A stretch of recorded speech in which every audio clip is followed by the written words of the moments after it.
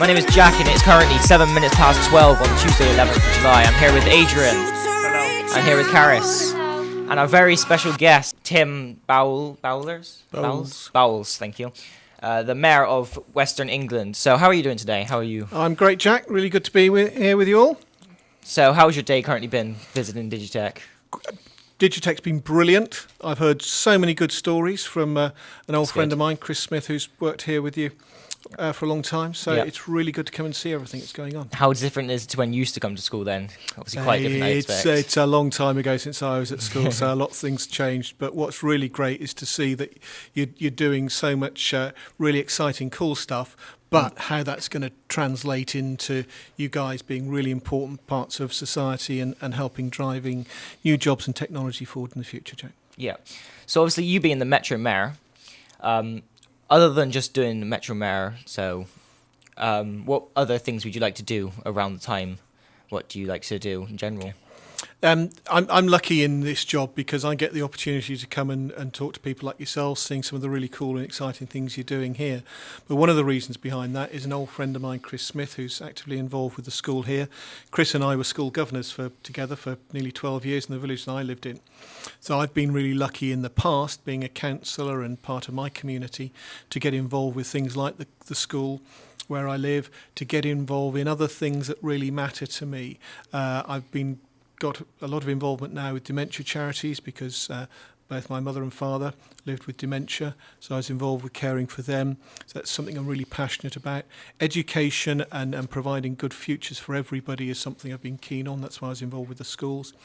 I know it might not look it when I'm sat here with you, but there was a time when I was a sportsman, so I'm involved with a lot of our sports groups where I live, and it's really vital again that we're providing really good, strong, solid coaching and school sports opportunities for people. So great fun doing what I do, and it allows me to go out and lead some of those other things that really matter to me. That's great.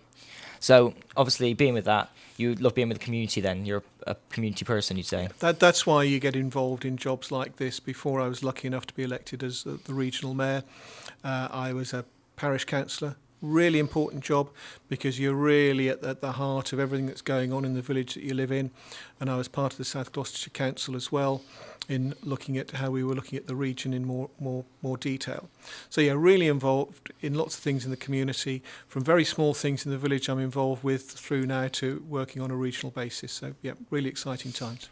We've still got more to come with the Metro Mayor Tim Bowles, but up next is Passion Fruit by Drake. Listen. This is Phoenix Radio. What is the role of the Metro Mayor all about? Okay. It's actually quite a simple answer, but like all simple answers, there's lots more behind it.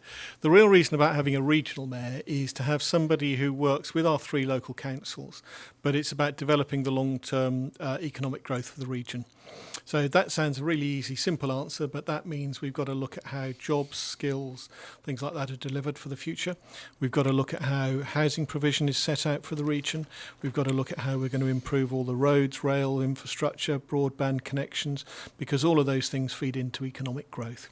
So really about working on how we're going to make sure we've got a really strong, vibrant economy in the region for the future. So it's quite a simple job, but there's a lot of multitasking involved, and you got to maintain everything. Simple job is one of the more polite ways I've heard people talk about it. So when we think about all of those things that are involved with it, there's a hell of a lot to get done. So anything but simple, but it's really a case of working, as I say, with all the local councils, working with business, working with our schools, working with our universities, working with all those different partners across the region to make sure what we're doing, what we're planning for the next 10, 20, 30 years is what's going to make a difference for everybody, all you guys. Well, how is your job as Metro Mayor different to like the local mayor? Okay, we've got different mayors in the region, we've got different council leaders, so we've all got our own respective roles. So in South Gloucestershire, we've got Matthew Riddle, who's the leader of the council there. Bath and North East Somerset's Tim Warren, who's the council leader there. And in Bristol, Marvin is the elected mayor, and he works as the leader of that council. So whilst we've got similar names and we've got mayors of different towns, of different cities who wear all the fancy chains and the big hats and all the fur, I don't have any of the hats and the fur.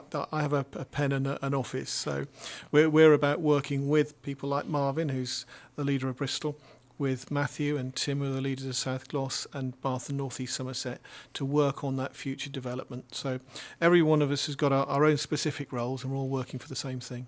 So, like, when you do make a decision about like the metro or the roads, does it like go to the local mayor like straight away, or does it take time to get to one? We work as a team on that basis. So whilst we've got different people from the different councils who are all looking after their specific councils, we all then sit down collectively to look at what's best for the region. So when it comes to a road, it doesn't stop at the boundary of one of the councils. When it comes to where we're building the new houses, it won't be simply related to which council area we're in. When we're looking at jobs, skills, all of those things, it's cutting across those boundaries to work together to deliver something that's going to be really strong for everybody. We're back with the Metro Mayor in a couple of minutes. Up next, Pretty Girl. I can swear, I can joke, I see what's on my mind. This is Phoenix Radio. This is how we do it. Phoenix.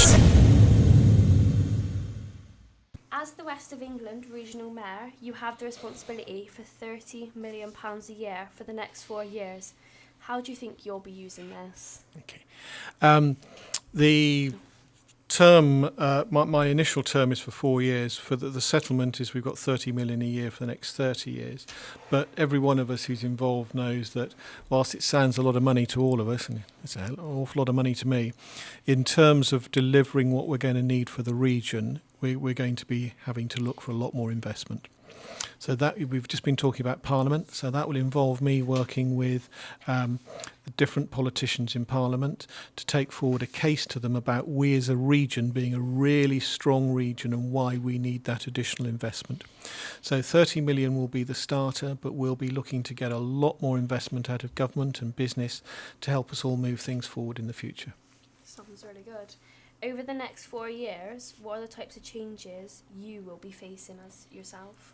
Okay, what I'm very conscious of is wherever I go, whether I'm talking to businesses, whether I'm talking to the universities, whether I'm talking to schools, anywhere we're going, is just how dynamic and fast moving as a region we are. I was lucky that I worked in local businesses, so I could see it happening on a daily basis. So one of the really important things is that we're actually looking forward, that we're not trying to just deliver things that are going to be appropriate for today, but we're looking to deliver things that are going to be appropriate for the future.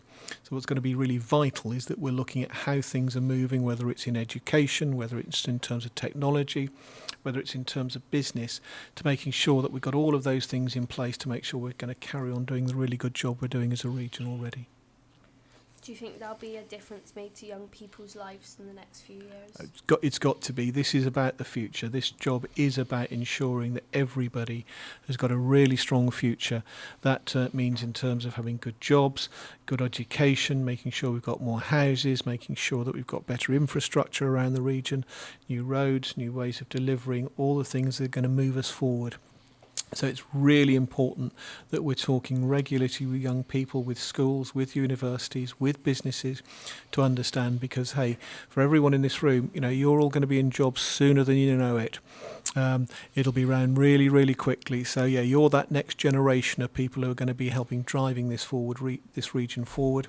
Those people that are doing it at the moment are doing great jobs. It's really important that you go through the school here and all the incredible things they're doing, because you'll be the people who are driving that next set of the economy forward. So really important for everybody. Speaking of change, out of interest, this is like a personal question. When we was at Parliament yesterday, we did a debate on our own to try and sort of feel what it would be like. And the argument was on lowering the voting age to 16. What would your opinion be on that? Well, luckily in terms of my role, I don't have a part in that. As you say, that's for people in Parliament. It's a debate I haven't really been involved with so far. And with all debates like that, I'm always really interested in talking to people, getting their views and canvassing opinions. So I'm going to throw it back on you. What's your thought on it? What we were saying was that some 16-year-olds, like I'm 16 in September and I've still got a year of education, so I wouldn't put myself as being able to know the outside world well enough to make a fair vote. But other people, obviously, they finish their GCSEs and they want a chance to grow up, and I think it's a big step. But we said that there should be maybe a test that you take based on political views, and depend in how you see right and wrong will depend on whether you're like given a vote or not. Like as sort of a pass, you get to vote. Don't pass, you wait till you're 18, kind of thing. Oh, really interesting. As I say, it's always good to get people's feedback on Yeah. stuff. Cool. Thank you very much. Well, Pleasure. I want to say a big thank you for coming over here today. I think we all have a big thank you to say, and just thank you very much for coming here, speaking your views. It's an absolute pleasure. Thank you. I love talking to people. I'm sorry we haven't had longer to, because I'll sit here and chat with everybody all day long. But no, please, and I mean this really, really seriously, please will you make sure you carry on the great work you're doing. You will be in work very, very soon. We've got a really strong story as a region. We are the most powerful economy away from the southeast, and it's people like you who are going to carry on driving that forward. So no, thank you for the opportunity. Really good to see you, and hope to have a chat again at some time. Thank you very much. Cool. We'll see you Thank you later. for coming. Up next, we have Baby by Anton Powers and Pixie Lot.